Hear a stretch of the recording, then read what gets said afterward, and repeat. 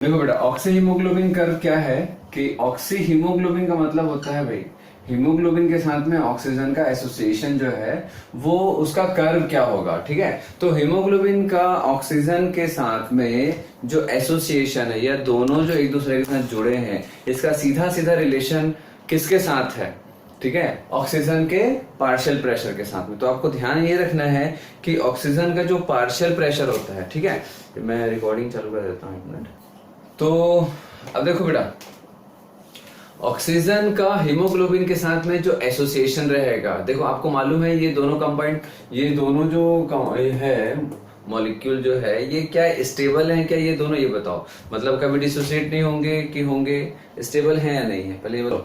तो ऑक्सीजन और हीमोग्लोबिन का जो भी कॉम्प्लेक्स है ये कुल मिलाकर के ऑक्सीजन की अवेलेबिलिटी पर ही डिपेंड करेगा। हीमोग्लोबिन तो आरबीसी में है ही, ठीक है, लेकिन ऑक्सीजन पे डिपेंड करेगा कि हीमोग्लोबिन के साथ वो ऑक्सीजन अटैच होगा या नहीं होगा। जैसे कि आप लोगों ने देखा है टिश्यू के पास में, ठीक है, जैसे कि पिछले क्लास में हम लोगों ने क्या देखा कि टिश्यू के पास में कार्बन डाइऑक्साइड ज्यादा होने के कारण ऑक्सीजन हीमोग्लोबिन को छोड़ के चला जाता है। कहाँ चले जाता है? टिश्यू में चला जाएगा, ठीक है, लेकिन यही ऑक्सीजन वापस कंबाइन होगा हीमोग्लोबिन के साथ में कब?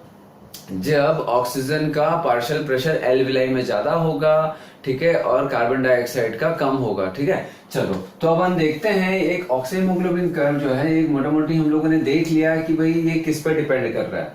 चलो तो एक कर्व देखेंगे बेटा यहाँ पर, ठीक, ये 0 मान लेते हैं यहाँ पर हम, 10 20 ऐसा करते करते अपन यहाँ देख लेते हैं 80 90 95 100। ठीक है, वैसे ही 10 20 80 90 95 और 100। ठीक है, तो ये 100 का देखेंगे कैसा रहेगा, ग्राफ कहाँ मिल रहा है, ये ऐसा। ठीक है, चलिए, तो ये वाला जो हिस्सा होता है ये क्या होता है, एग्जाम में ये भी आता है कि जो नीचे वाला जो एक्स एक्सिस है वो क्या चीज का है और जो वाई एक्सिस है वो क्या चीज का है। तो बताओ एक्स एक्सिस क्या चीज का है, क्या चीज बता रहा है ये? Partial pressure of oxygen. और ये जो वाई एक्सिस है ये क्या बता रहा है बेटा? परसेंटेज ऑफ ऑक्सी हीमोग्लोबिन बेटा, ठीक है, नॉट ऑक्सीजन सेचुरेशन। ठीक है, ऑक्सी हीमोग्लोबिन का सेचुरेशन, ऑक्सी हीमोग्लोबिन का saturation, percentage of oxy haemoglobin saturation. मतलब क्या है इसका? Percentage of oxy haemoglobin saturation का मतलब क्या है कि कितना परसेंट हीमोग्लोबिन और ऑक्सीजन एक दूसरे के साथ में कंबाइन है। इसका क्या मतलब होता है? कितना परसेंट हीमोग्लोबिन ऑक्सीजन के साथ में कंबाइन है। क्लियर है इतना? है ना, यहां तक हो गया? तो मैं आगे बढ़ता हूं, है ना, यहां तक हो गया ना? हाँ चलो ठीक है, अब अपन देखते हैं कि पार्शियल प्रेशर ऑफ ऑक्सीजन पे डायरेक्टली डिपेंड कर रहा है इसका saturation. Partial pressure of oxygen जितना ज्यादा रहेगा उतना हीमोग्लोबिन के साथ में ऑक्सीजन का सेचुरेशन का परसेंटेज ज्यादा रहेगा। ठीक है, तो मैं 100% मान के चलता हूं कि 100% का मतलब है कि maximum partial pressure of oxygen है और उसमें मैक्सिमम परसेंटेज मतलब 100% तक के हीमोग्लोबिन और ऑक्सीजन का सेचुरेशन है हमारी बॉडी में। ठीक है, चलो तो अगर मैं इसका एक ग्राफ अगर देखूं तो वो थोड़ा सा सिग्मोइड होता है, एस शेप्ड। ठीक है, ये सिग्मोइड और एस शेप्ड रहेगा। ठीक, इसका कारण बताऊंगा मैं अभी कि ये स्ट्रेट क्यों नहीं होता, सिग्मोइड और एस शेप्ड रहेगा, सिग्मोइड और एस शेप्ड रहेगा। ठीक है, ये स्ट्रेट नहीं है। अब स्ट्रेट भी हो सकता है ना, लेकिन अच्छा है कि स्ट्रेट नहीं है। क्यों नहीं है? स्ट्रेट रहता तो क्या फर्क पड़ता, स्ट्रेट अगर होता तो क्या फर्क पड़ता? देखो ये 100 है, इधर 90 है, इधर 90 है, इधर 80 है। ठीक है, तो बेटा स्ट्रेट रहता ना तो ये ड्रास्टिकली डिक्रीज होता, ठीक है, ड्रास्टिकली डिक्रीज होता। क्या डिक्रीज होता? अगर थोड़ा सा भी ऑक्सीजन का प्रेशर कम हुआ तो वैसे ही हीमोग्लोबिन, ऑक्सी हीमोग्लोबिन का परसेंटेज फट से डिक्रीज होता। मतलब अगर हम थोड़ा सा भी ऑक्सीजन कम ले रहे हैं या थोड़े समय के लिए भी ऑक्सीजन अगर कम ले रहे हैं, तो हमारी बॉडी में ऑक्सीजन अगर थोड़े समय के लिए भी कम जा रहा है तो ऑक्सी हीमोग्लोबिन का डिसोसिएशन जो है वो बहुत ही तेजी से होगा। देखो जैसे ही ऑक्सीजन कम होगा, है ना, जैसे ही ऑक्सीजन थोड़ा भी कम हुआ तो हीमोग्लोबिन और ऑक्सीजन का जो डिसोसिएशन है वो भी तेजी से गिर रहा है इसके साथ में। ठीक है, तो क्या होगा बेटा, अगर ये 80 में आ गया तो हीमोग्लोबिन और इसका डिसोसिएशन भी, जो परसेंटेज का सैचुरेशन है वो भी 80 में आ गया। ये अगर 80 में आ जाएगा तो बेटा बॉडी को जो ऑक्सीजन की अवेलेबिलिटी है ये बिल्कुल कम हो जाती है। ठीक है, तो अगर अचानक से कोई इंसान उठ के अगर दौड़ गया तो उसको ऑक्सीजन का लेवल और कम हो जाएगा क्योंकि डिसोसिएशन और कम हो जाएगा। अब देखो इसमें क्या आएगा कि अगर ये एस शेप्ड है तो होगा क्या बेटा, अगर ऑक्सीजन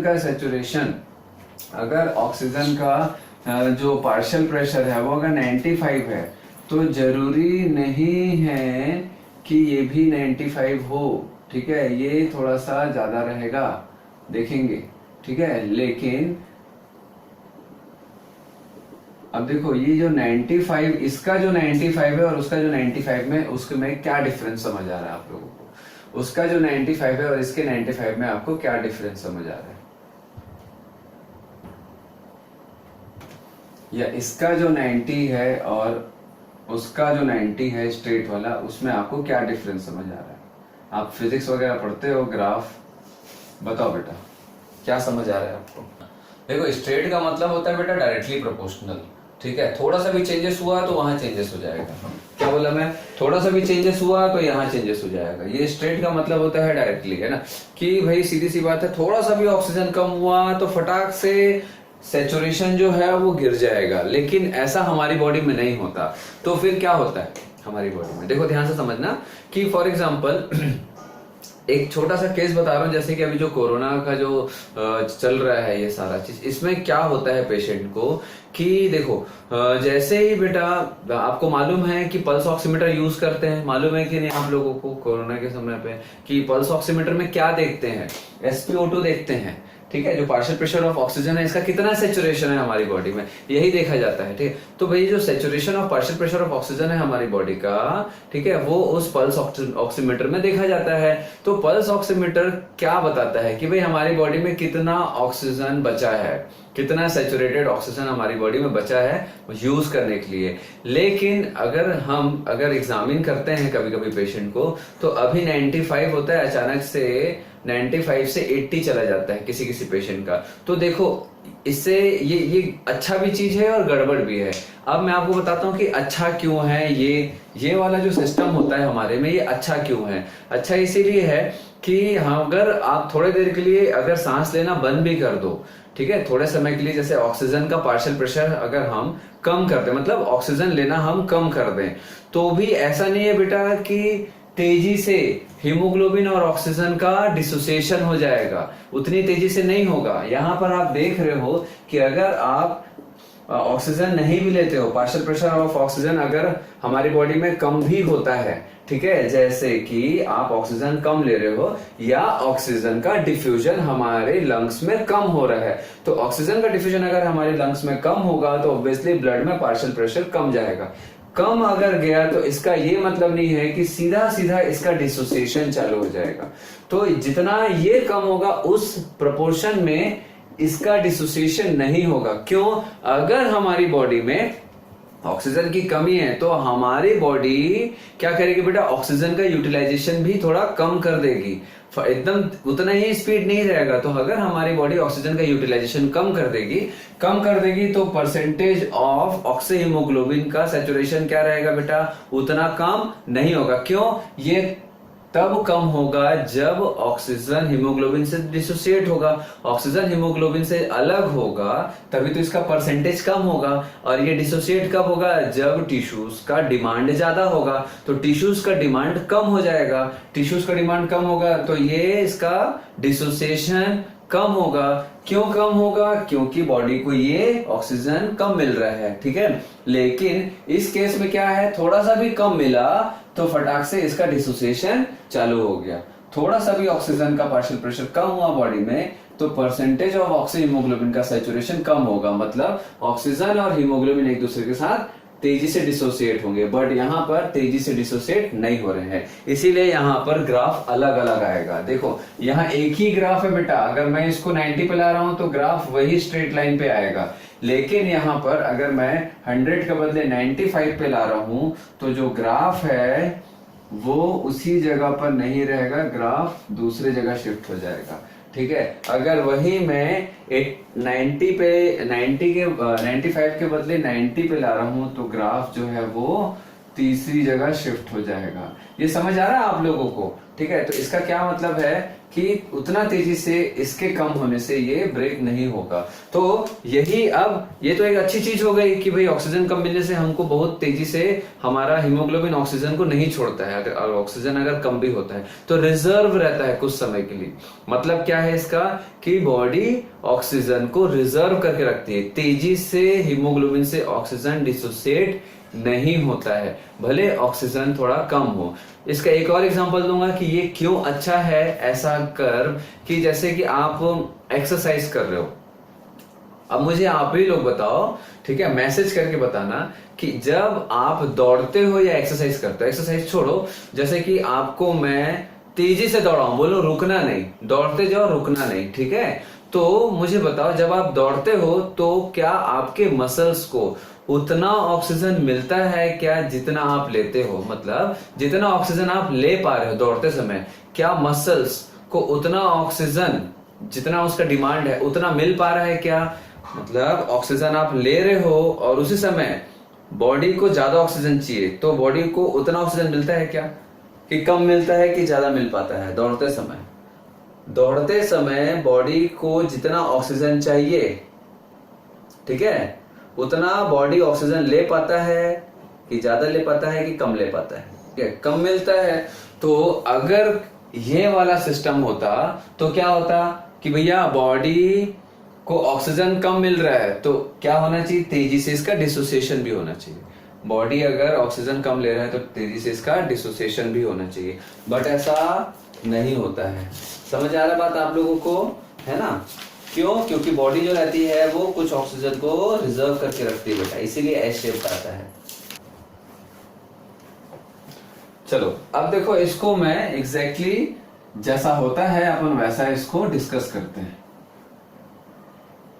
ठीक है। ये थोड़ा सा क्लियर हो रहा है बेटा इसमें और इसमें? चलो अब इसको मैं एग्जैक्टली आपको बताता हूं कि ये कैसे हो रहा है।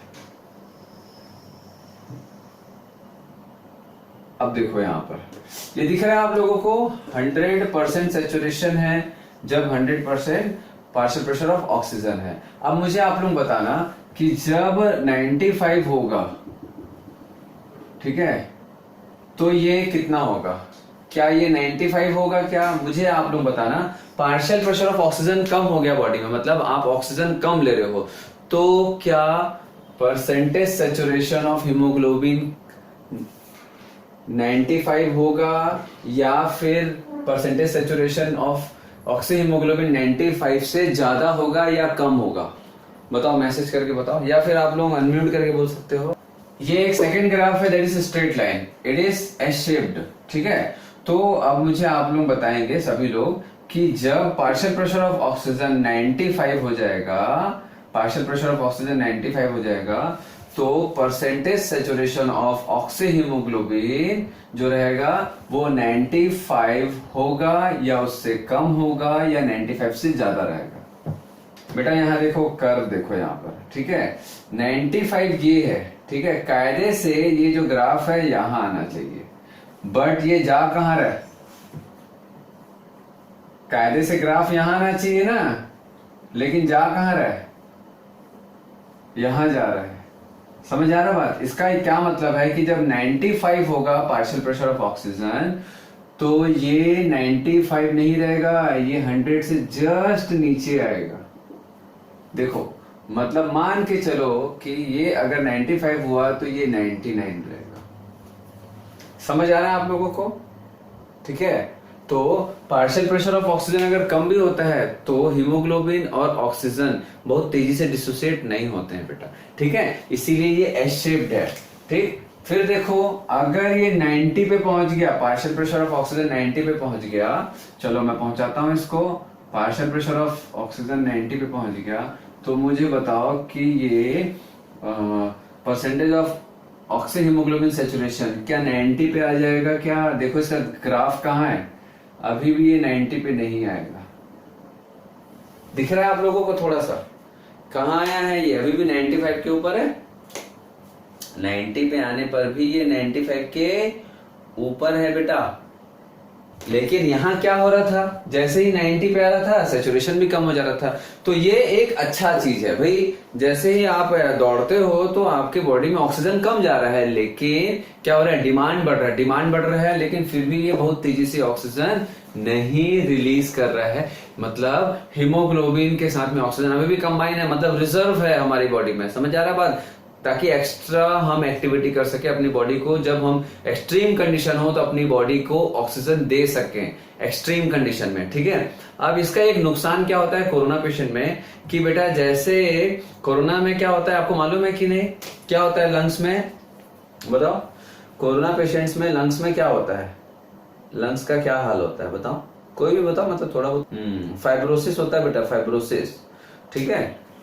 फाइब्रोसिस जो रहता है वो एल्वेलाई के सरफेस को क्या करता है, डैमेज कर देता है, ठीक है। एल्वेलाई के सरफेस के ऊपर क्या रहता है, एक लेयर बना देता है, तो लेयर बना देगा तो डिफ्यूजन नहीं हो पाएगा, ठीक है। अब दूसरी चीज, अगर ऑक्सीजन लंग्स से ब्लड में डिफ्यूज नहीं हो पा रहा है, अगर हम जो एयर ले रहे हैं, भाई जो कोरोना पेशेंट होता है वो ऑक्सीजन ले रहा है लेकिन लंग्स से ब्लड में डिफ्यूज नहीं हो पा रहा है ऑक्सीजन, तो मुझे बताओ, तो percentage saturation of oxyhaemoglobin कम हो जाएगा एकदम से या फिर तेजी से कम नहीं होगा? नहीं होगा।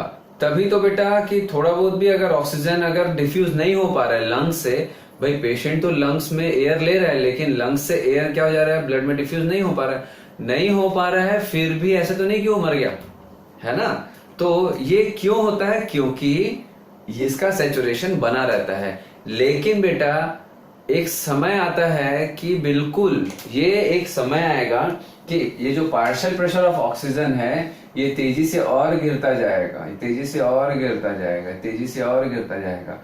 जब ये कंडीशन आती है ना बेटा, जब ये कंडीशन आती है तब इसका सैचुरेशन तेजी से गिरता है और फिर जो रिजर्व ऑक्सीजन है वो तेजी से हीमोग्लोबिन के साथ से अलग होगा और बॉडी के लिए क्या होगा बेटा, इसका सैचुरेशन कम होगा। मतलब जो भी रिजर्व ऑक्सीजन है वो तेजी से टिश्यूज को मिलेंगे, क्यों? क्योंकि अब डिफ्यूजन ही नहीं हो पा रहा है, ठीक है। तो उस कंडीशन में क्या होता है, अचानक से बॉडी को ऑक्सीजन मिलना कम हो जाता है और पेशेंट की डेथ हो जाती है, ठीक है। तो ये एक बोल सकते हैं बेटा कोरोना पेशेंट में ये जो फायदेमंद चीज है हमारे लिए नॉर्मल लाइफ के लिए, तो जब एयर का बोल सकते हैं बेटा ब्रीथिंग अगर अच्छे से नहीं हो पा रहा है, ऑक्सीजन का अगर डिफ्यूजन नहीं हो पा रहा है लंग्स के थ्रू, तो फिर ये अचानक से गिर जाता है इसका लेवल, और उस समय ये जब अचानक से गिरेगा ना बेटा तो उस समय हम उतना ऑक्सीजन सप्लाई बॉडी में नहीं कर पाते हैं जितने में इसका एसोसिएशन हो, और जब तक एसोसिएशन होगा तब तक पेशेंट निपट जाता है,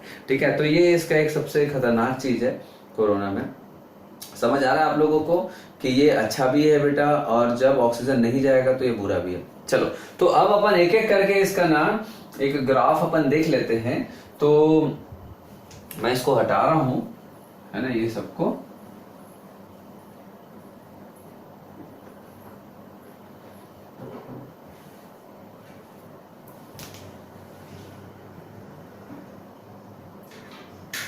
चलो तो अब देखते हैं कि इसका ग्राफ जो है थोड़ा सा किधर जाएगा। जैसे ही पार्शियल प्रेशर ऑफ ऑक्सीजन 100 से नीचे आएगा, ठीक है, 95, तो इसका ग्राफ कुछ इस तरह का होगा, थोड़ा सा नीचे, लेकिन बहुत ज्यादा नहीं है, ठीक है। मान के चलते हैं इसका जो पार्शियल प्रेशर है वो 85 में आ गया, मान के चलते हैं 85 में आ गया, ठीक है। तो 85 में जब आएगा तो देखेंगे कि ये 85 है यहाँ पर, ठीक है, तो ये यहाँ पर 85 नहीं रहेगा, है ना।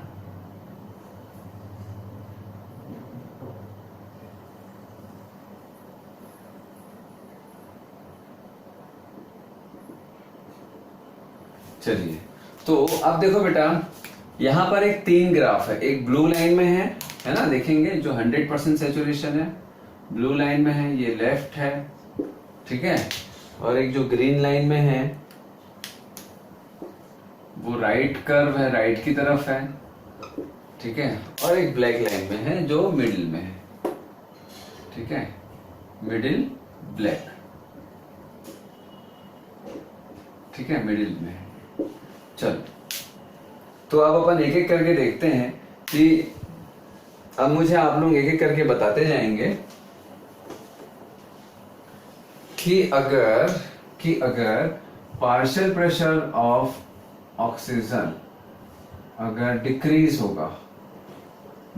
होगा तो जो ऑक्सी हीमोग्लोबिन कर्व है, ऑक्सी हीमोग्लोबिन जो कर्व है उसका क्या होगा, ठीक है। ऑक्सी हीमोग्लोबिन जो कर्व है, partial pressure of oxygen decrease होगा तो ऑक्सी हीमोग्लोबिन कर्व किधर की तरफ मूव करेगा, लेफ्ट की तरफ मूव करेगा या राइट की तरफ मूव करेगा।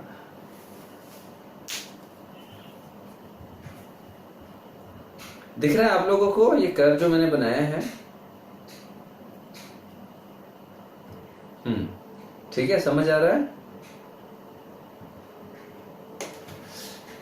चलो, तो देखो बेटा, पार्शियल प्रेशर ऑफ ऑक्सीजन अगर कम है, ये कम हो रहा है, तो सीधी सी बात है बेटा, ये जो परसेंटेज ऑफ ऑक्सी हीमोग्लोबिन है इसका भी परसेंटेज कम होगा, तो ये जो कर्व जो सबसे टॉप में है वो थोड़ा सा नीचे की तरफ आएगा, और ये जो 100 से ही हमेशा हम देखना है, तो ये नीचे की तरफ आएगा, तो ये मान के चलो ये राइट की तरफ आ गया, ठीक है, तो ये राइट की तरफ आएगा, है ना। तो अपन एक बेसिक मान के चलते हैं कि भैया हमारा 99 है या 98 है यहाँ पर, ठीक है। चलो, तो अब अगर हम देखेंगे कि partial pressure of carbon dioxide अगर इंक्रीज होगा, है ना, पार्शियल प्रेशर ऑफ ऑक्सीजन अगर कार्बन डाइऑक्साइड अगर इंक्रीज होगा तो ये कर्व किधर की तरफ जाएगा, पार्शियल प्रेशर ऑफ ऑक्सीजन कम होगा तो सीधी सी बात है ये जो ग्राफ है वो भी तो इधर की तरफ शिफ्ट करेगा, ये भी तो नीचे आएगा।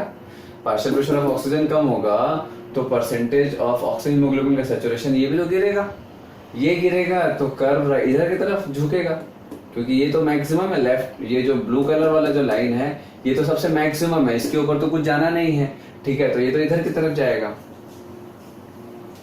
ठीक है। चलो, फिर अगर मैं एक मान लेता हूं कि हमारा जो परसेंटेज सेचुरेशन है हीमोग्लोबिन का वो मान के चलते हैं कि 98% है, ठीक है, परसेंटेज जो सेचुरेशन है ऑक्सी हीमोग्लोबिन का वो 98% है, ठीक है, ये एक मॉडरेट अपन अमाउंट में ले लेते हैं, ठीक है, 98% ऑक्सी हीमोग्लोबिन का सेचुरेशन है, ठीक। अब इस कंडीशन में अगर पार्शियल प्रेशर ऑफ ऑक्सीजन इसके बाद मतलब इतना है सेचुरेशन, ठीक है, इसके बाद अगर पार्शियल प्रेशर ऑफ ऑक्सीजन और कम होता है, ठीक है, तो मैं मान के चल रहा हूं कि ब्लैक वाला जो मिडिल लाइन है ये 98% पे है, ठीक है, ऑक्सी हीमोग्लोबिन का सेचुरेशन, ऑक्सी हीमोग्लोबिन का सेचुरेशन 98% पे मिडिल लाइन पे है, ठीक है, और बिल्कुल 100% ये वाला ब्लू लाइन पे होगा। तो अब इसके रेस्पेक्ट में हमको बताना है कि अगर पार्शियल प्रेशर ऑफ ऑक्सीजन कम होगा तो इस मिडिल लाइन के रेस्पेक्ट में कर्व लेफ्ट की तरफ शिफ्ट हो रहा है या राइट। अब देखो बेटा कि मैंने जैसे बताया ये एस शेप्ड का मतलब होता है कि अगर आपका पार्शियल प्रेशर ऑफ ऑक्सीजन कम भी हो रहा है तो जितना ये कम हुआ है 100 से अगर 95 आया है तो भी percentage saturation of oxy haemoglobin 100 से 95 में नहीं आएगा, एक आध ही कम आएगा, ठीक है, क्योंकि ये एस शेप्ड होता है। क्यों? क्योंकि ऑक्सीजन अगर हमारी बॉडी में कम भी आ रहा है तो भी percentage saturation of oxy haemoglobin तेजी से इसका डिसोसिएशन नहीं होता है, क्योंकि कुछ ऑक्सीजन को रिजर्व करके रखती है हमारी बॉडी हमेशा, ठीक है। चलो अब यहाँ पर देखना कि मैं मान के चल रहा हूं कि ये जो ग्राफ है ये ब्लैक वाला हमारा है 98%। हम लोगों का ऑक्सीजन अगर आप देखोगे बेटा तो पल्स ऑक्सीमीटर में सेचुरेशन जो होता है ऑक्सीजन का वो 97-98% रहता है, ठीक है। सेचुरेशन जो रहता है हमारा कितना 97 98% होता है। इसका क्या मतलब है कि पार्शियल प्रेशर ऑफ ऑक्सीजन आपके आर्टेरियल ब्लड में कितना रहता है, हैं? चलो बताओ, आप लोगों को मालूम है ना कि आपके ब्लड में पार्शियल प्रेशर ऑफ ऑक्सीजन कितना रहता है? मालूम है आप लोगों को आर्टेरियल ब्लड में पार्शियल प्रेशर ऑफ ऑक्सीजन कितना रहता है? बताओ।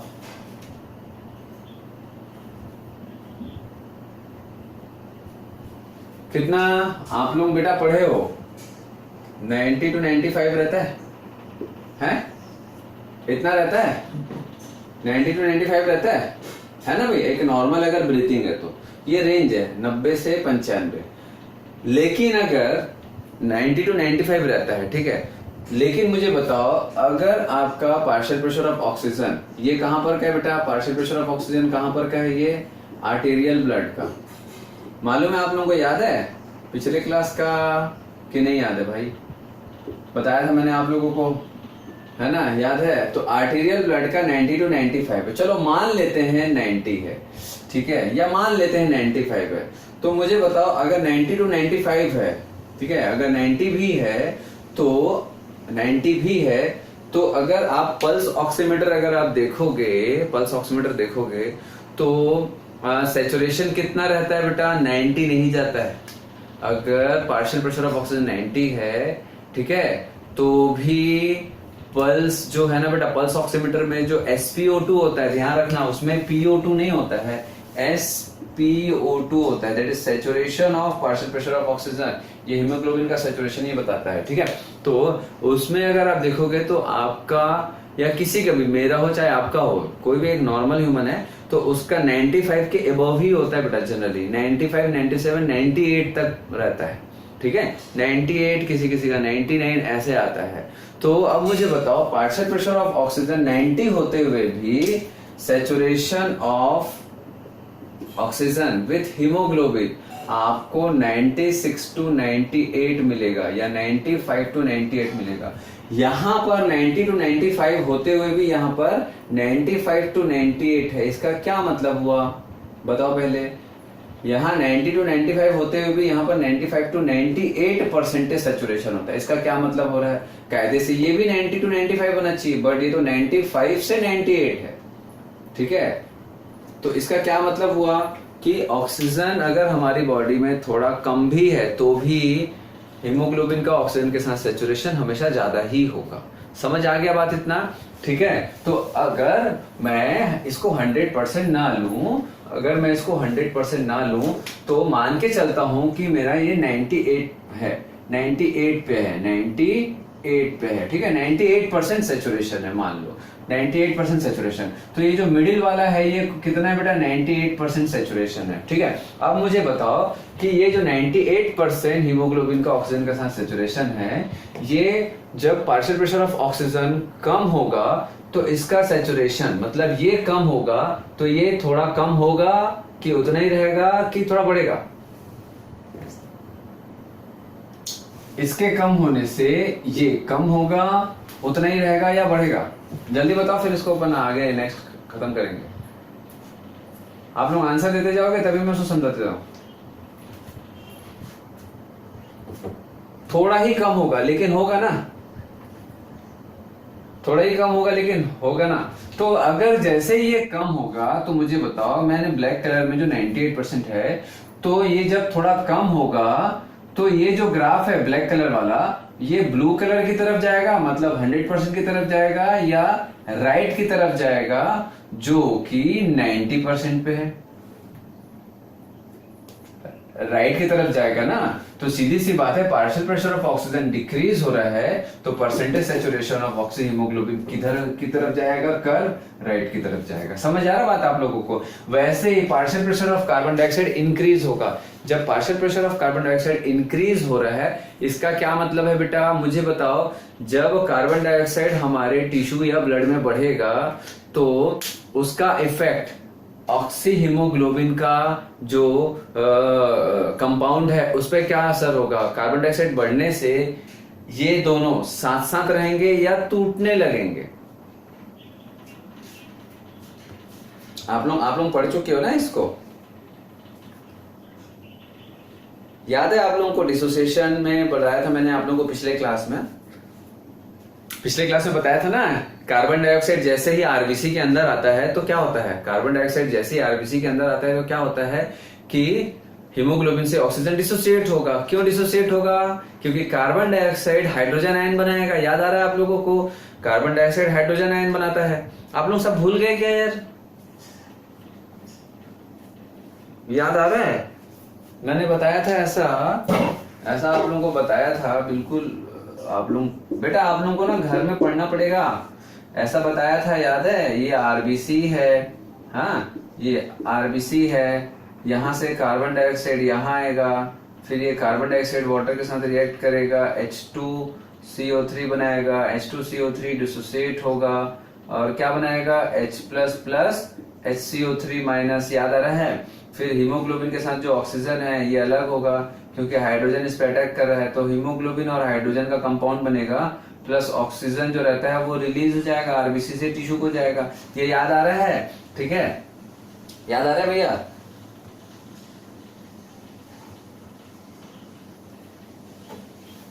याद आया बेटा ये? हाँ ठीक है। अब देखो, ये इसको ना एकदम अच्छे से समझना है बेटा, मैं इसीलिए ज्यादा टाइम दे रहा हूँ। ऑक्सी हीमोग्लोबिन कर्व को मैं ज्यादा टाइम इसीलिए दे रहा हूँ क्योंकि रेस्पिरेटरी सिस्टम का सबसे टफेस्ट क्वेश्चन दो पार्ट से आता है। रेस्पिरेटरी सिस्टम का सबसे टफेस्ट क्वेश्चन दो पार्ट से आता है, एक कार्बन डाइऑक्साइड के ट्रांसपोर्ट से आता है और एक ऑक्सी हीमोग्लोबिन कर्व से आता है। बाकी सब इजी होता है, ज्यादा टफ नहीं होता। ठीक है, इसीलिए मैं इस टॉपिक को थोड़ा सा ज्यादा अच्छे से समझा रहा हूँ ताकि भैया एटलीस्ट सबको एक बार क्लियर हो जाए। ठीक, तो इधर पिछले क्लास में जैसे अपन लोग देखे थे बेटा कि कार्बन डाइऑक्साइड आने से क्या हो रहा है, हाइड्रोजन आयन ज्यादा बन रहा है। हाइड्रोजन आयन क्या करेगा, है ना, याद आ रहा है? पिछले क्लास का बता रहा हूँ ये। हाइड्रोजन आयन क्या करेगा, ऑक्सी हीमोग्लोबिन को डिसोसिएट करेगा जिससे कि ऑक्सीजन रिलीज होगा और टिश्यूज को ऑक्सीजन मिलेंगे, है ना। तो अब आप मुझे बताओ कि जब partial pressure of oxygen carbon dioxide increase होगा तो कार्बन डाइऑक्साइड इंक्रीज होगा तो हीमोग्लोबिन और ऑक्सीजन का डिसोसिएशन बढ़ेगा या कम होगा? हीमोग्लोबिन और ऑक्सीजन का डिसोसिएशन देख रहे हो बेटा, कार्बन डाइऑक्साइड ज्यादा होने से हाइड्रोजन आयन ज्यादा बनेगा। हाँ, हाइड्रोजन आयन ज्यादा बनने से हीमोग्लोबिन और ऑक्सीजन एक दूसरे से अलग होंगे, तभी तो टिश्यू को ऑक्सीजन मिल पाता है। हीमोग्लोबिन से ऑक्सीजन अगर अलग ही नहीं होगा तो टिश्यू को ऑक्सीजन कहां से मिलेगा? ठीक है, तो ये कार्बन डाइऑक्साइड अगर बढ़ रहा है बॉडी में, मतलब हीमोग्लोबिन और ऑक्सीजन का डिसोसिएशन बढ़ रहा है, हीमोग्लोबिन का और ऑक्सीजन का डिसोसिएशन बढ़ रहा है तो इनका परसेंटेज जो है सैचुरेशन का वो क्या होगा, बढ़ेगा या कम होगा? ये एक दूसरे से अलग होंगे तो इनका सैचुरेशन का परसेंटेज बढ़ेगा कम होगा? जल्दी बताओ। कम होगा, कम होगा, कम होगा। तो ये मिडिल अगर लाइन है, कम होगा तो ये जो कर्व है ये राइट की तरफ जाएगा या लेफ्ट की तरफ मूव करेगा? राइट की तरफ। राइट का मतलब ये होता है कि इसका जो परसेंटेज सैचुरेशन है वो और कम हो रहा है। इधर देखो ग्राफ और कम होते जा रहा है बेटा। ठीक है, तो ये राइट की तरफ मूव करेगा। ठीक है, अब हम और कुछ क्वेश्चंस देखते हैं। चलो, ये ऑलमोस्ट अब खत्म होने वाला है, फिर इसके बाद एक और दूसरा स्टार्ट करूंगा मैं। चलो, देन उसके बाद अगर मैं बोलूं कि एसिडिटी बढ़ती है ब्लड की, acidity of blood increases. Acidity, ये सब क्वेश्चन आता है बेटा, रटना नहीं है आपको, याद रखेंगे। अगर इसको आप रटे तो मान के चलो बेटा, थोड़ा सा भी क्वेश्चन घुमाया ना तो कहानी खत्म है। ठीक है, थोड़ा सा भी क्वेश्चन घुमाया तो कहानी खत्म। आप हमेशा ध्यान रखेंगे इस टाइप के क्वेश्चन में आप आंसर हमेशा गलत ही टिक करोगे। ठीक है, तो कॉन्सेप्ट को एक बार अच्छे से क्लियर करो, भले 10 मिनट ज्यादा लेंगे अपन, बट कॉन्सेप्ट क्लियर करो, रटना नहीं है। रात को 2 बजे भी अगर आपसे पूछे कि भैया हाइड्रोजन आयन कंसंट्रेशन बढ़ने से कर्व किधर मूव करेगा, तो ऐसे रटना नहीं, लेफ्ट रटी थी या राइट रटा था। समझ आ रहा बात आप लोगों को? ठीक है, मेरी बात ध्यान रखेंगे। चलो, तो acidity of blood increases, blood की एसिडिटी बढ़ गई तो उस केस में ऑक्सी हीमोग्लोबिन कर्व जो रहता है, ये जो कर्व है ये लेफ्ट की तरफ जाएगा या राइट की तरफ जाएगा? हाँ, राइट की तरफ क्यों जाएगा? राइट की तरफ क्यों जाएगा? रीजन बताओ। हाँ, एसिडिटी बढ़ने का मतलब होता है H+ कॉन्सेंट्रेशन इंक्रीज होना। H+ कॉन्सेंट्रेशन इंक्रीज होगा तो क्या होगा, यहां दिख रहा है आप लोगों को? H+ कॉन्सेंट्रेशन इंक्रीज होगा तो हीमोग्लोबिन से ऑक्सीजन को अलग करेगा और हाइड्रोजन खुद ही हीमोग्लोबिन से अटैच हो जाता है और ऑक्सीजन को फ्री कर देगा। तो अगर ऑक्सीजन हीमोग्लोबिन से अलग हो रहा है तो percentage saturation of oxy haemoglobin decrease होगा और ये डिक्रीज होगा तो कर्व नीचे की तरफ आएगा, दैट इज राइट की तरफ मूव करेगा। ठीक है, फिर अगर मैं एक और क्वेश्चन पूछूं कि अगर ब्लड हमारा अगर हमारा जो ब्लड है ना, ब्लड अल्कलिनिटी अगर बढ़ गया, ब्लड अल्कलिनिटी इंक्रीज हो गया, ठीक है, तो कर्व किधर की तरफ मूव करेगा बेटा? लेफ्ट की तरफ। ब्लड अल्कलिनिटी का मतलब होता है हाइड्रोजन आयन कंसंट्रेशन डिक्रीज हो गया। भाई सीधी सी बात है, हाइड्रोजन आयन कंसंट्रेशन डिक्रीज हो रहा है, उसका सीधा सीधा रिलेशन है कि कार्बन डाइऑक्साइड कम है। ठीक है, तो हाइड्रोजन आयन कम है, हाइड्रोजन आयन कम है तो हीमोग्लोबिन को ऑक्सीजन से कोई अलग ही नहीं करेगा, तो ऑक्सीजन हीमोग्लोबिन से अलग नहीं होगा, तो इसका परसेंटेज सैचुरेशन बढ़ेगा। समझ में बात? ठीक है, देन उसके बाद यही सब आता है बेटा। ऑक्सीजन कम हो गया, ऑक्सीजन ज्यादा हो गया, कार्बन डाइऑक्साइड कम हो गया, तो भाई सीधी सी बात है partial pressure of carbon dioxide अगर डिक्रीज हो गया, इसका भी यही मतलब है। CO2 डिक्रीज हो गया तो H+ भी डिक्रीज होगा, क्योंकि CO2 H2O के साथ में मिलके बाइकार्बोनेट बनाएगा और बाइकार्बोनेट जो रहता है hydrogen ion and bicarbonate ion बनाएगा। ठीक है, तो हाइड्रोजन आयन अटैक करेगा तभी ये अलग होगा, लेकिन कार्बन डाइऑक्साइड कम है तो हाइड्रोजन भी कम बनेगा, तो हाइड्रोजन भी कम होगा, तो किधर की तरफ मूव करेगा? लेफ्ट की तरफ। ठीक है, अब आते हैं टेम्परेचर, है ना, इसका कॉन्सेप्ट आप लोगों को समझना है, या जो जिनको पता है हम लोग बताएंगे। टेम्परेचर अगर इंक्रीज हो गया तो ये जो कर्व है लेफ्ट की तरफ जाएगा या राइट की तरफ जाएगा? अगर टेम्परेचर इंक्रीज हो गया बॉडी का, ठीक है, बॉडी का टेम्परेचर बढ़ गया, बुखार उखार आ गया, एकदम बुखार आ गया, तो मैं आप लोगों को एक छोटा सा एग्जांपल दूंगा। ठीक है, खुद ही आप लोग महसूस किए हो बेटा, अगर एकदम बुखार होता है, एकदम फीवर होता है, अगर हमको, आप खुद इमेजिन करो, हम सभी को कभी ना कभी फीवर हुआ है, सीवियर वाला कभी ना कभी हुआ है। तो जब भी आपको फीवर हुआ था तो उसको इमेजिन करना है कि जब आपको बहुत सीवियर एकदम 102 103 ऐसा अगर फीवर हुआ था तो उस समय आपका जो रेस्पिरेटरी रेट था वो कम हो जाता है या बढ़ जाता है? मतलब आप आसानी से एयर अंदर ले पा रहे थे या नहीं ले पा रहे थे, या थोड़ा आपको कंजेशन लगता है, ऐसा लगता है कि एनर्जी कम है कि ज्यादा है? ठीक है, तो बताओ रेस्पिरेटरी रेट क्या होता है, क्या होना चाहिए टेम्परेचर अगर बढ़ गया है तो? हाँ। देखो, अब कई लोगों का कम हो गया बोलते हैं, कई लोग ज्यादा हो गया बोलते हैं। बेटा अगर बॉडी का टेम्परेचर बढ़ रहा है, ठीक है, अगर किसी भी कारण से बॉडी का टेम्परेचर बढ़ रहा है, इसका क्या मतलब हो सकता है? दो मतलब है, या तो बॉडी का टेम्परेचर खुद से बढ़ रहा है बिना कोई इन्फेक्शन के, या तो किसी इन्फेक्शन के कारण बॉडी का टेम्परेचर बढ़ रहा है। ठीक है, तो अगर बिना इन्फेक्शन के बॉडी का टेम्परेचर अगर बढ़ रहा है, मतलब टेम्परेचर बढ़ रहा है, जैसे कि हाइपरथायराइडिज्म में होता है, आप लोग सुने हो हाइपोथायराइडिज्म, हाइपरथायराइडिज्म, जिनको थायराइड की प्रॉब्लम होती है।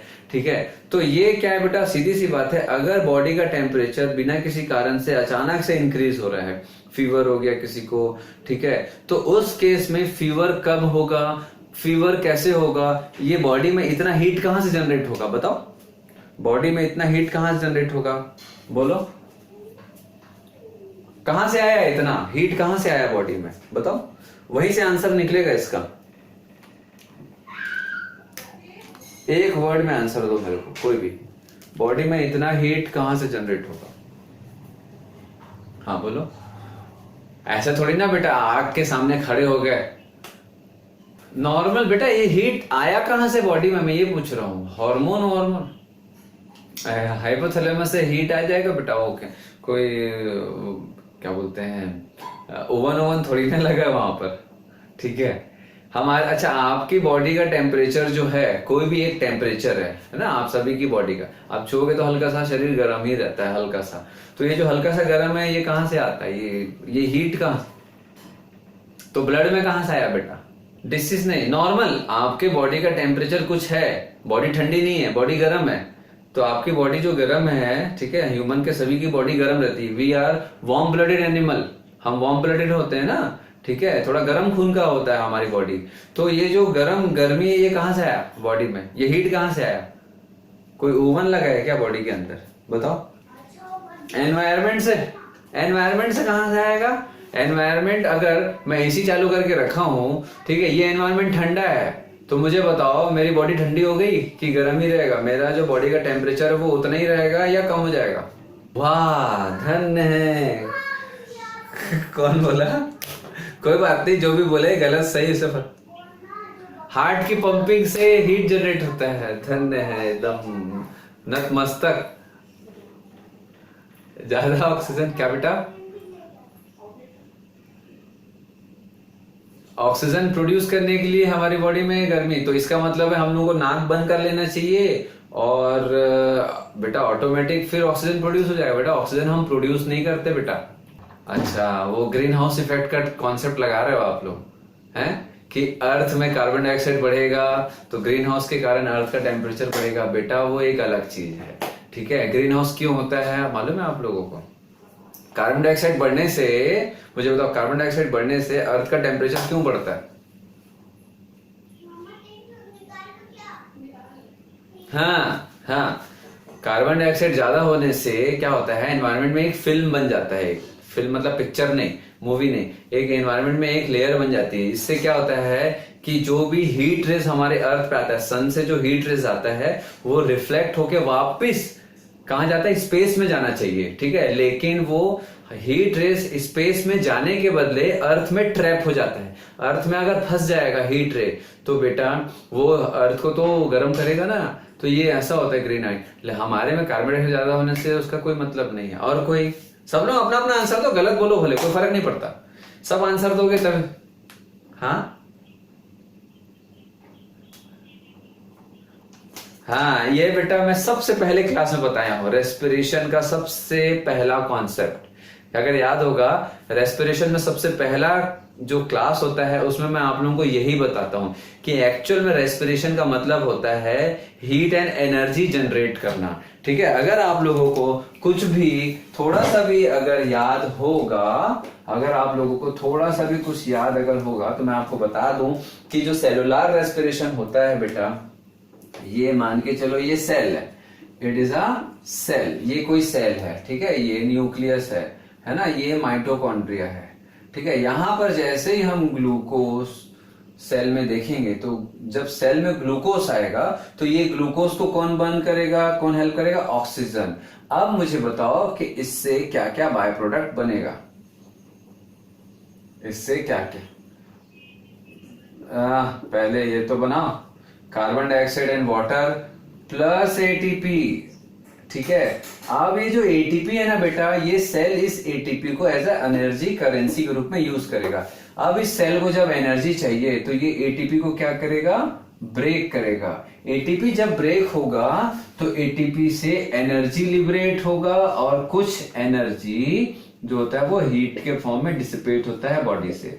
तो ये हीट के फॉर्म में क्या होगा? लिबरेट होगा, ठीक है। एनर्जी भी लिबरेट होगी, एनर्जी भी निकलेगी और हीट के फॉर्म में कुछ एनर्जी जो होता है वो हीट के फॉर्म में भी हमारी बॉडी से लॉस होगा। समझ आ रहा है बात आप लोगों को? तो एटीपी बर्न होने से एनर्जी जो मिलती है वो एनर्जी सेल अपने आप को जिंदा रखने के लिए यूज करेगा और बाकी कुछ एनर्जी का लॉस हीट के फॉर्म में होगा। क्योंकि बेटा कोई भी चीज हमेशा 100% एनर्जी यूज नहीं करता है। आप लोग जानते हो, सन से भी हमारे अर्थ में जो एनर्जी आता है, ठीक है, तो प्लांट कितना ही परसेंट उस एनर्जी का इस्तेमाल कर पाता है बताओ? मालूम है आप लोगों को? 1% लॉ जानते हो ना, 10% लॉ, 1% लॉ, ठीक है।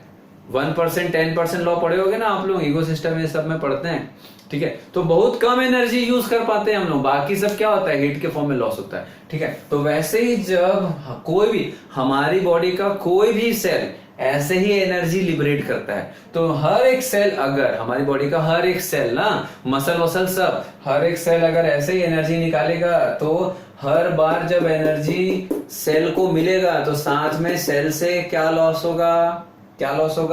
हीट। और बेटा सेल जब रेस्पिरेशन करता है, यही रेस्पिरेशन है, सेल जब रेस्पिरेशन करता है तो कुछ हीट, कुछ एनर्जी हीट के फॉर्म में हमारी बॉडी से लॉस होता है, और वही हीट हमारी बॉडी का टेम्परेचर को मेंटेन करने में हेल्प करता है। समझ आ रहा है कि नहीं आप लोगों को? थोड़ा सा बेटा पढ़ाई वढ़ाई किया करो, याद रहता नहीं आप लोगों को पुरानी क्लास का। समझ आ रहा है ये हीट कहां से आया बॉडी में, है ना? तो अब मुझे बताओ कि अगर बॉडी का टेम्परेचर बढ़ गया तो ऑक्सी हीमोग्लोबिन कर्व राइट में जाएगा या लेफ्ट में जाएगा?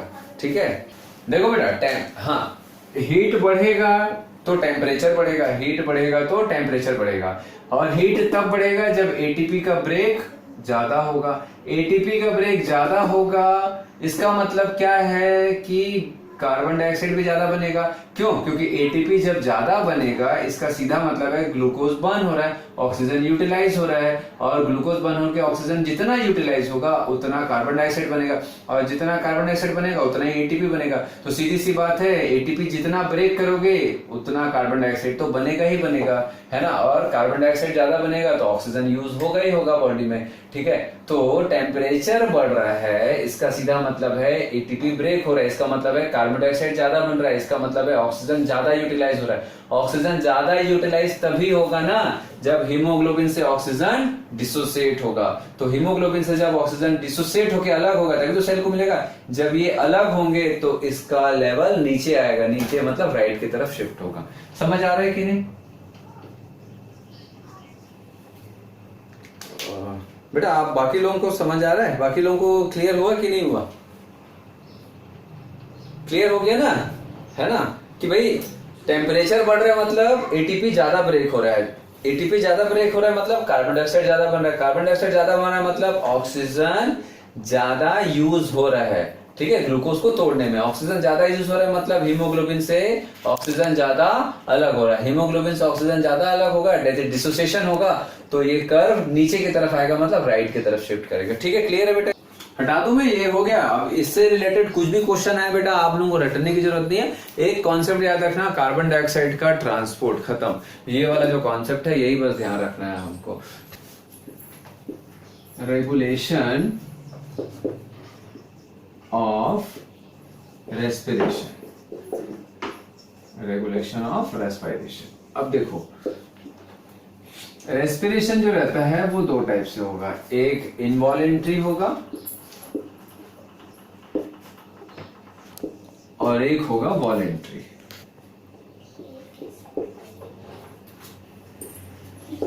तो पहले वॉलेंट्री को देख लेते हैं क्योंकि वॉलेंट्री में ज्यादा कुछ नहीं है। ठीक है, तो क्या अभी आप जो भी रेस्पिरेशन कर रहे हो या ब्रीथिंग कर रहे हो, ठीक है, ये जो ब्रीथिंग है, ठीक है, ये जो ब्रीथिंग है, ये क्या आप सोच समझ के कर रहे हो? ये जो ब्रीथिंग है ये क्या आप सोच समझ के कर रहे हो? बोलो, मतलब आप सोच के कर रहे हो क्या कि हाँ मैं अब ब्रीथ इन कर रहा हूं या ब्रीथ आउट कर रहा हूं, सोच के कर रहे हो? ये इनवॉलेंट्री है। लेकिन अगर मैं बोलूं तेजी से सांस अंदर लो, तेजी से सांस बाहर छोड़ो, तो ये आप सोच के कर रहे हो, तो वो वॉलेंट्री हो जाएगा। ठीक है, तो मुझे बताओ कि वॉलेंट्री जब रेस्पिरेशन करते हो या ब्रीथिंग करते हो, ठीक है, तो आपका ब्रेन का कौन सा पार्ट इसमें काम कर रहा है या एक्टिवेट है? हाँ ठीक है बेटा, अच्छी बात है, वेरी गुड। कोशिश करेंगे क्योंकि कुछ कुछ चीजें पुराने से लिंक होता है। वॉलेंट्री याद रखेंगे, चाहे रेस्पिरेशन हो चाहे कुछ भी हो। मैं बात कर रहा हूं, मैं आपको देख पा रहा हूं, पलके झपका पा रहा हूं, उंगलियों को ऐसे हिला पा रहा हूं, ठीक है, लिप्स का मूवमेंट कर पा रहा हूं, टंग का मूवमेंट कर पा रहा हूं, मैं खड़ा हूं, आप बैठे हो, आप मुंडे हिला रहे हो, आप स्माइल कर रहे हो, that is all because of voluntary function of brain which is regulated bye cerebrum. ध्यान रखेंगे, ठीक है बेटा, आप जो पढ़े हो एनसीईआरटी में उसको रट के बस मत बैठो, ठीक है, वरना आप ऐसे ही फंसोगे। तो ब्रीथिंग रेट बढ़ेगा या कम होगा? तो कैसे कम हो रहा है बोल रहे थे? समझ आ रहा है कैसे आता है क्वेश्चन? ऐसे ही आ गया ना तब तो और मुंह खोल दोगे। ये 1 डायमेंशन 2 डायमेंशन का क्वेश्चन बायो में कैसे आ गया, वो सब कॉन्सेप्ट ध्यान रखना है हमको। समझ आ रहा है बेटा ये कैसे सिग्नल बढ़ेगा? तो स्टॉपिंग पॉइंट पहले ही आ जाएगा तो ब्रीथिंग फास्ट हो जाएगा, जल्दी जल्दी सांस लेगा, जल्दी सांस छोड़ेगा। तो 1 मिनट में सांस लेना, सांस छोड़ने का जो रेट है वो इंक्रीज हो जाएगा, दैट इज ब्रीथिंग। तो अगर क्वेश्चन कैसे आता है आप सॉल्व करना। क्वेश्चन कैसे आता है? If pons is hyper activated then what will be the breathing rate? Increase, decrease, stable, normal, ऐसा। समझ आ रहा बात? क्वेश्चंस कैसे आते हैं? क्लियर है? पॉन्स से तो दैट इज निमोटैक्सिक सेंटर। तो पॉन्स क्या कर सकता है? It altars breathing rate. समझ आया कि नहीं? समझ आया? तो अगर आपको क्वेश्चन आता है हु अल्टर्स ब्रीथिंग रेट, तो pons alters the breathing rate. बेटा ध्यान रखेंगे, pons alter the breathing rate. Clear है इतना? चलो, इससे ज्यादा कुछ क्वेश्चन इसमें नहीं आता है, बाकी कुछ ज्यादा पढ़ने की आवश्यकता नहीं है। ठीक है, चलो अब एक क्वेश्चन आता है कि मेडुला जो है, ठीक है, मेडुला जो रहता है वो कैसे रिदम सेंटर जो है वो कैसे ब्रीथिंग रेट को बढ़ा सकता है। ठीक है, तो पॉन्स ने अल्टर कर दिया किसी कारण से। ठीक है, अगर हमारे बॉडी में ऑक्सीजन की कमी है और कार्बन डाइऑक्साइड ज्यादा है तो क्या होगा? अगर कार्बन डाइऑक्साइड ज्यादा है तो हाइड्रोजन आयन ज्यादा बनेगा या कम बनेगा? अगर कार्बन डाइऑक्साइड ज्यादा है बॉडी में, हाइड्रोजन आयन क्या होगा? ज्यादा बनेगा। तो ये जब ज्यादा होगा ना बेटा, तो याद रखना हमारा जो ब्रीथिंग सेंटर है, मतलब ये हमारा जो ब्रीथिंग सेंटर है वो मेनली 2 टाइप के केमिकल से अफेक्ट होता है, एक कार्बन डाइऑक्साइड और एक हाइड्रोजन आयन। ठीक है, ये 2 जो है इससे मेनली अफेक्ट होता है। ठीक है, मतलब आप तेजी से सांस लोगे या नहीं लोगे, ये ऑक्सीजन कितना है बॉडी में ये डिसाइड नहीं करता। क्यों? कौन बताएगा? कार्बन डाइऑक्साइड, हाइड्रोजन डिसाइड करता है। क्यों ऐसा बोल रहा हूं मैं? कार्बन डाइऑक्साइड और हाइड्रोजन ज्यादा होने से हमारा ब्रीथिंग रेट बढ़ेगा। क्यों? क्योंकि कार्बन डाइऑक्साइड और हाइड्रोजन का जो सिग्नल है वो मेडुला के पास में जाता है, और मेडुला के पास में क्या रहेगा बेटा? इसका कीमोटैक्टिक सेंटर, कीमोटैक्सिस सेंटर। ठीक है, कीमोटैक्सिस सेंटर जो रहता है वो कार्बन डाइऑक्साइड और हाइड्रोजन आयन जैसे केमिकल्स को क्या करता है बेटा? उसके सिग्नल को रिसीव करता है, डिटेक्ट करेगा, और सिग्नल डिटेक्ट करने के बाद मेडुला को सिग्नल देगा और ये ब्रीथिंग रेट को अल्टर कर सकता है, रिदम को चेंज कर सकता है, और तेजी से हम सांस अंदर लेंगे, बाहर छोड़ेंगे, ताकि ऑक्सीजन ज्यादा हमारी बॉडी के अंदर जाए। दूसरा चीज कि ऑक्सीजन कम होने से ये सेंटर जो है, अगर हम थोड़ी देर के लिए नाक बंद कर दें तो आप तेजी से हांफने लगोगे क्या? हाँ है ना? जवाब दो। नहीं, उतना तेजी से आप नहीं हांफने लगोगे। समझ आ रहा बात? उतना तेजी से आप नहीं हांफने लगोगे। खुद करके देखो ना बेटा, आप 30 सेकंड के लिए सांस रोको और मुझे बताओ क्या ऐसा आप हांफते हो क्या? बताओ, ऐसा हांफने लगोगे? अब मुझे बताओ। हाँ, अब देखो एक और चीज बताता हूं, ठीक है, इसको समझाने के लिए। तो मैं आपको अभी क्या बोला बेटा? मैं आपको ये बोला ना कि अभी आप बैठे हो और नाक बंद करो 30 सेकंड के लिए। ठीक है, बेहोश तो नहीं हो जाएंगे 30-40 सेकंड में।